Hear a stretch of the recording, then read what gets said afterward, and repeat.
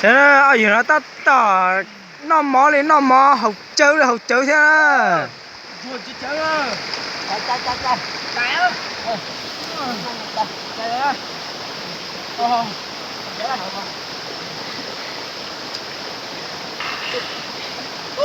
Cắt tài luôn. Cắt chưa? Chưa, cắt chưa đó. Bên gì chơi gì nữa là sẽ chơi rồi chấm đi nữa. Cho anh chuột chơi xíu này nó. Chuột chơi tay nó. Cắt chưa? mong rồi chơi mà hồi nó xưa nói nó xưa Nó là tao học các căn. Thôi. Nó, hai mỏ hồ, con nó. mò cho nó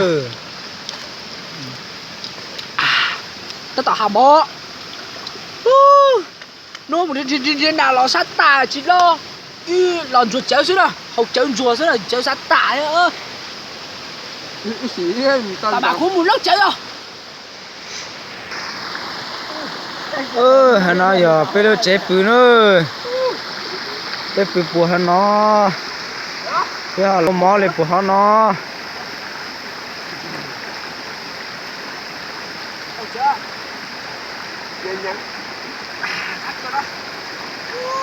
Giờ chị hầu chị bé hầu chị. Giờ khai sao vậy giờ? thì nó mấy phứ bự thì nó theo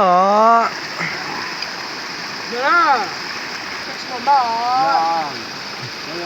hầu chơi. Hầu chơi mày bắt tao bị cười thế hả? Mà chỉ sợ mà thế ơi những chia mà thằng ấy chia những cái thế ơi nhiều hơi Nhưng mà chỉ bắt ta thôi. Trời.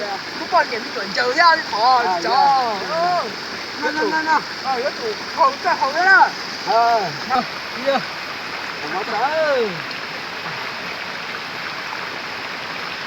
Vậy đó.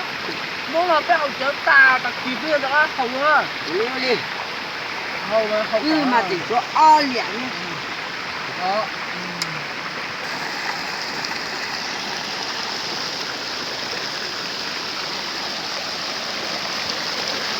Vượt tới thắng đó.